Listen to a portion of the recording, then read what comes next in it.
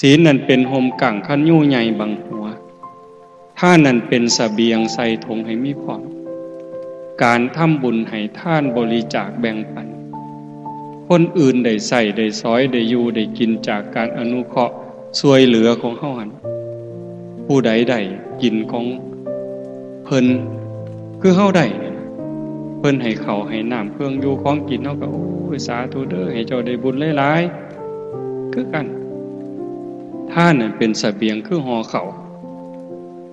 ห่อน้ำแม่สิย่างเดินกวงๆทางเบิ่งว่างกวงไกลเกิดมาศาสตร์ใหม่มันรวยมีอยู่มีกินเนี่ยนอกจากไปสวรรค์แล้วกลับมาเกิดเป็นคนใหม่มีอยู่มีกิน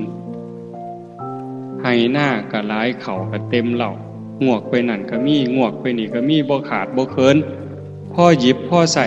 อยากเฮ็ดบุญก็ได้อยากซอยเหลือคนก็ได้